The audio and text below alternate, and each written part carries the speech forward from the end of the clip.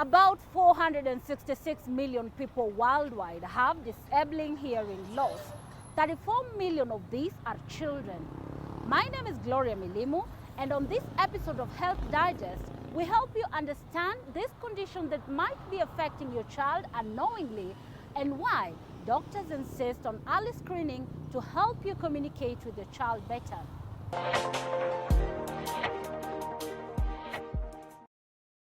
Hey, it's mine. They say the interaction between a person and their surrounding is mediated through sensory experiences. My turn. The sense of hearing particularly is critical for communication and social interaction. 7 years ago, this experience was lost for Catherine Wachira, a resident of Kasarani area in Nairobi, and her 10-year-old son who was born with hearing loss. Her pregnancy journey, she tells us, did not show signs of her baby ever being born with any form of disability or health complication. After all, she had religiously adhered to the doctor's advice during that period. He was born in 2013, and I will not say it was a complicated delivery. It was what I thought was a normal delivery. There was a bit of meconium, they said. When he was born, he was a bit pale. So I asked the nurse or the midwife, well, what's wrong with him? He didn't cry immediately. So I asked, why isn't he crying? Because, you know, as a first-time mom, you've been told when a baby is born, when they're out, then they start to cry. So he didn't cry immediately. And he looked a bit pale. So I asked the midwife, what's wrong? Why isn't he crying? Then she told me, Atalia too. I went for all antenatals as if I recall correctly. I did go for all of them because when you're a first-time mom, you're doing everything by the book. Antenatals, 6 weeks or whatever, you to the T. So I was folic acid. In fact, I remember thinking, how is he deaf? And I took folic acid, and it says, when you take folic acid, you are avoiding developmental conditions or something like that. So I took folic acid. I was taking supplements for calcium. I went to the antenatals. I got the tetanus. So I did what I was supposed to do a pregnant woman is supposed to do. And of course, I was looking forward to seeing him grow up and hear stories and talking to him. So until this day, before when I didn't know how his voice sounded, I used to have dreams of him talking and how his voice would sound. So yeah, those were my hopes. I did not anticipate anything that I'd have anything other than a normal child. Or I don't like to say it's not abnormal, but anything other than the typical child that you see. So I was anticipating a healthy child. Just like any other parent, she looked forward to her son reaching the normal childhood developmental milestones. But as fate would have it, her son was different. Even though her maternal instincts kicked in, telling her that all was not well with her son, being a first-time mother, Wachira wanted to be wrong about her suspicion by all means, and so she chose to ignore the red flags that deep down preyed on her peace of mind. I went back to work when it was around 4 months. I used to hear people say that when I come home from work, my child always starts crying when they hear maybe the door at that time, or when they hear my voice, they just start crying. But something at the back of my mind used to tug at me and tell me, you know, you don't hear that, you don't experience that with Amari. But then I'll shrug it off. Then the other thing was that we used to live like in a building, an apartment, ploti. So uko juu, they were walikuwa wanajenga, and they had that manual mixer, not the one that brings concrete, the one that makes a lot of noise. And so I used to ask the nanny I had at that time, how does he sleep during the day? And she used to tell me, wow, huyu ananga shida, analalanga tu. And I thought I had the most wonderful sleeper of a child. So I was very happy about that. Iyo machine haimsumbui. And even though she was terrified of the diagnosis she would get and her worst fears being confirmed, not knowing her son's health status wasn't a better option either.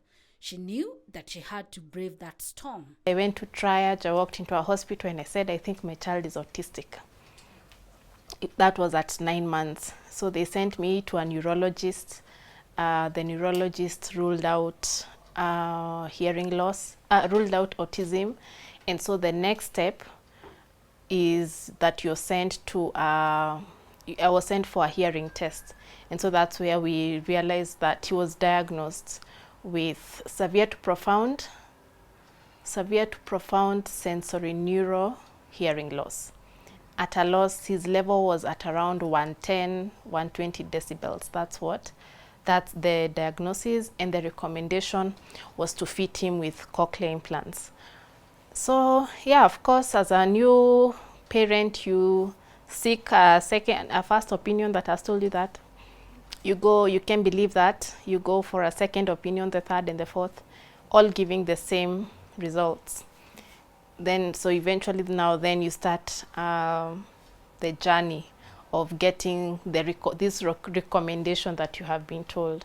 So for me, when the doctor said a cochlear implant and they said it's hearing technology, or it's technology for hearing, I thought it's like a hearing aid. No. Child. Yes. Hassan had added to the growing number of people who are deaf in the country. The Kenya Population and Housing Census report of 2019 indicates that about 3,000 children like Amari are born with this condition annually. More often than not, parents with children born with deafness remain in denial. This impacts on the child's speech development. And I could not believe that he has this thing called hearing loss, because he is my first encounter with disability, unfortunately. And I say unfortunately because it shouldn't take, a personal event for you to realize that there are disabled people in your community. And so he was the first person with a disability I had encountered up close. Of course, you see people with disabilities all over, but never one that is maybe they have a limb difference or something. Not that I'm minimizing limb differences, but I had never met somebody like that. So I was really shocked. It took me, I think 4 or 5 years to say my son is deaf or I have a deaf child. So I used to go around the word. I would say he's hearing impaired, he has hearing loss, he has, a word that, because I used to avoid that word deaf, I found it so heavy, I used to avoid it. Whereas there was hope for Amari to hear through the use of technology, the cost of treatment recommended stood between this ability and a chance for language development and even social skills. I could not believe that this technology that is supposed to help my child costs 5 million shillings. Like, what am I supposed to do? Where am I supposed to get 5 million shillings? That's so much. And that's per year, like 1 year, 5M. Experts say children with hearing loss can benefit greatly from early identification and appropriate intervention. In Amari's case, it was one thing for the doctors to nail a diagnosis and another to start treatment. I used to write an email per organization. So I click on the link, I go check eligibility. If I'm eligible, I write an email. I'm rejected, I cross that out. I go to the next one until I found an organization. And so they told me they can help me get the device if I pay for my accommodation and transport to the US. And so that's what I did. Fortunately, I had done a fundraiser to try and get these 5 million shillings at that time. So but by that time had gone, so it was like now 3 years down the line, bei ilikuwa imeshuka, so to speak. So now at that point it was around 3.5, so that's the amount I was trying to raise. Unfortunately, I didn't get all of it, but I got a good amount. So that's what I used to travel and for the accommodation there and for the therapy thereafter. His cochlear transplant happened 3 years later after diagnosis. First change was that, of course, responding to sound. He will now be able to respond to sound. I think within a year he was able to respond to his name, but we had to, what do you call it, be proactive to teach him to respond to his name. So it did not come automatically to respond to his name. So what we'll do with his dad is that we will stay in this room, for example, there we are here, then one of us will go to another room and shout, "Mom," and then you say, "Yes, Daddy, yes," and then, "Amari," then you tell him, "It's your turn," you say, "Yes." So those are the things, that was one of the changes that we saw in him. And then now, of course, everything else has come gradually. It's a journey, it takes time. So it's, fortunately, it's made with children in mind, at least in some way. So you charge it daily. It comes with a battery component. So you put the battery component in the charging area. And there were teething problems in the first place. When we first got it, one of the cables ilikatikia ndani, so then we had to send it back, and that took some time as well because of those logistics of shipping something. We had to take it to their center here in Nairobi. They had to ship it back to Dubai, and so it was a long process. But we charge it every evening, and we put it in a dryer. A dryer is for removing any moisture and dust in case he was rained on, or he's a child, he went to play with water. So you may not know what happened. So every evening you have to put it in the dryer so that it blows away all that moisture. And the interesting thing is, like him, he doesn't, and which is okay.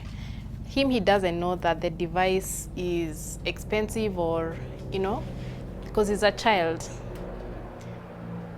Yeah, so he doesn't know, like, not the importance, but the weight of, having it. So sometimes he'll remove his clothes and throw it together with the dirty clothes in the laundry bin. It's fallen in water, because like children do. Yeah, so, but then now when it falls in water, you put it in the dryer and you remove the battery and you put it in the dryer so that it can blow away the moisture. According to Dennis Tunya, an audiologist, a dysfunction between the 3 parts of the ear, the outer, middle, and inner ear, leads to hearing loss. Hearing loss, he explains, may range from mild to profound. The greater the severity, the greater the impact. If it's the inner and the middle part of the ear, we call it a conductive hearing loss. But then if it's the hearing loss is coming from the inner part of the ear, it's called a sensory neural hearing loss. Sometimes, in other occasions, it could come from both sides, all sides. Then it's called a mixed hearing loss. But then there is another type of hearing loss that is the most common. It has nothing to do with dysfunction of any parts of the ear. It is what we call the non-functional hearing loss. It's the kind where somebody calls you and you just decide that you don't want to hear what they are telling you. When it comes to children, hearing loss can play a significant role in reduction of speech. Most children are unable to develop language because the brain is deprived of sufficient information and remains with nothing to work with to facilitate speech.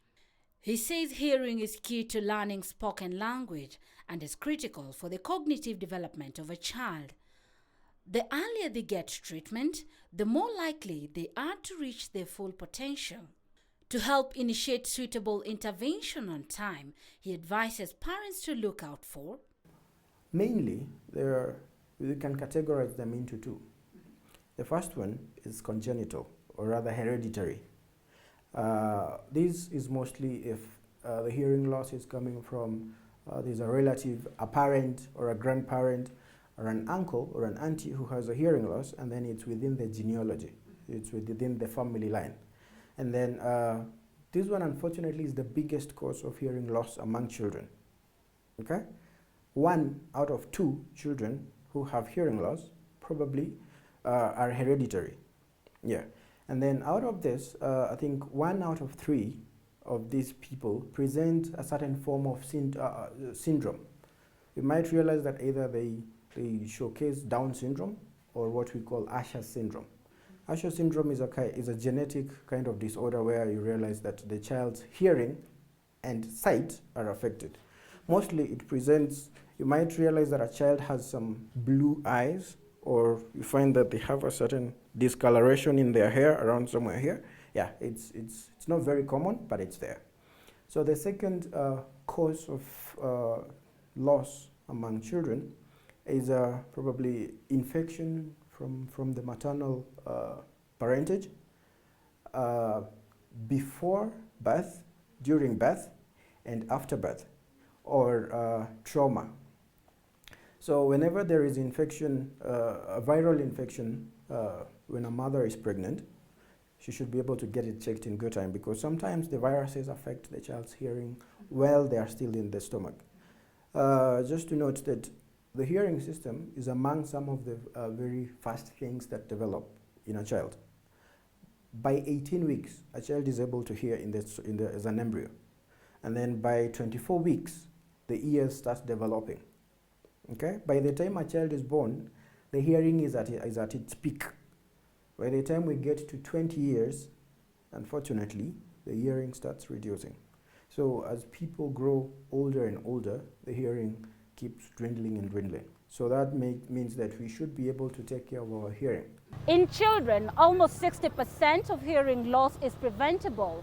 Experts say this can be done through immunization and improved neonatal and maternal care. To help initiate suitable intervention on time, he advises parents to look out for: when a child is in the house and then there is a burst, and then the child is not able is not disturbed by the burst, that is a sign of hearing loss. And then whenever there is a sound coming in from a source, and then a child does not turn to be able to look at where the sound is coming from, that means the child has not heard it. So the child could have a hearing loss. And then if a child, for instance, does not say simple words like Nana, Dada, or Baba, Mama in our society, maybe they could be having hearing loss.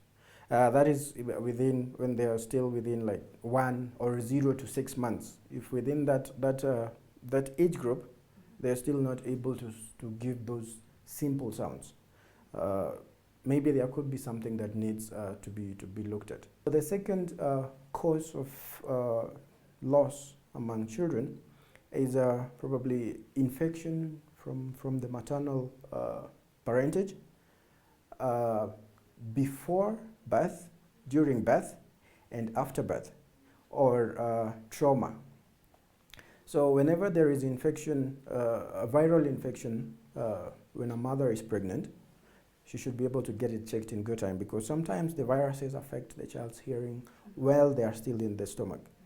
Just to note that the hearing system is among some of the very fast things that develop in a child. By 18 weeks, a child is able to hear as an embryo.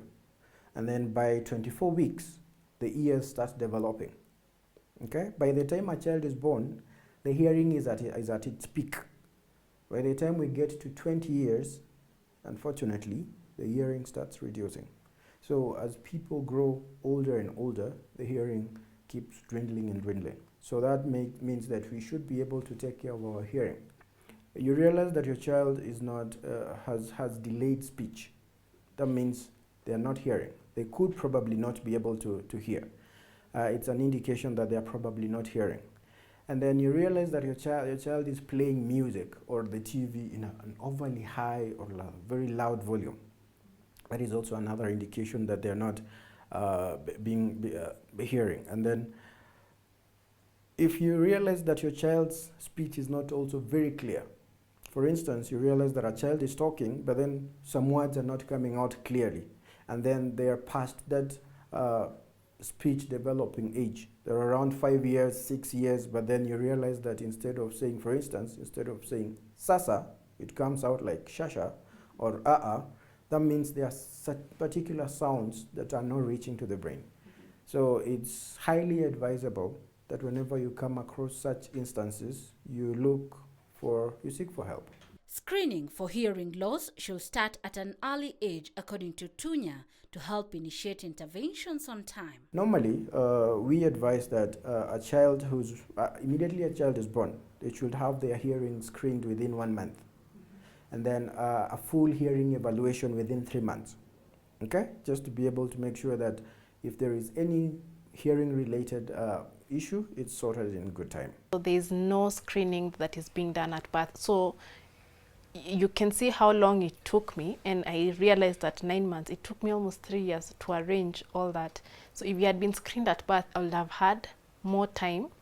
And when you're screened at birth and you get the necessary interventions at the right time, you don't get language deprivation, because now he got language deprived, and that will affect him. It's something he'll carry for the rest of his life. So they are not screening at birth.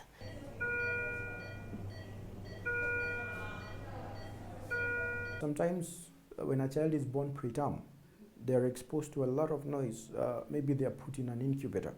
Research shows that if a child is exposed to the neonatal intensive care unit incubators for more than 5 days, it could affect their hearing, because that constant buzzing of the incubator for just more than 5 days, it could also lead to noise-induced hearing loss to the child. There are a myriad of tests. You can do so many tests, but the most common ones, for instance, you can do what we call OAE.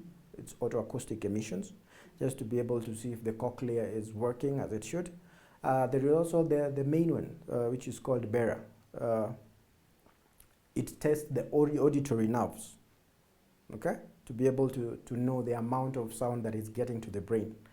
It could be called BERA or ABR, okay, just to be able to test the auditory brain's nerve system, to be able to see if it's giving responses as it should. More often than not, doctors may recommend hearing aids, especially if the hearing loss is sensory neural or mixed, as a mitigating factor.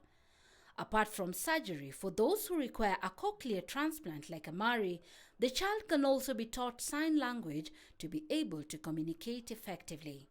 Parents or caregivers of these children are also normally encouraged to be part of auditory verbal therapy that teaches the child how to listen. The thing with language acquisition, if you're not careful, your child may acquire language that is not meaningful. So AVT teaches you how to use language meaningfully. So I thought that speech therapy was, you sit down with your child, you say, say mom, and then you tell your child, say mom, and they say mom. So that's what I thought that was. But it turns out that's not how a child acquires language, because a child acquires language by using it meaningfully. So kuja ukule, and then they sit down, they eat their food. So they've known kukula is to eat, or when food is when you put something to it there, that is kukula. So using language in a meaningful way. And one of the ways we used to do that was through play. So you're taught how to work with your child through play. And it was a foreign concept, because I was not familiar with sitting down as a parent and playing with your child. You know, here you sort of just let your child go out and play by themselves. But here you have to sort of structure. And you don't even, the goal is not to buy those expensive toys. If you can, fine. If you can't, it's just to use what you have within you or around you. Overall, if you are a parent and you suspect your child has hearing loss, trust your instincts and speak with your child's doctor. Gloria Milimu, KTN News.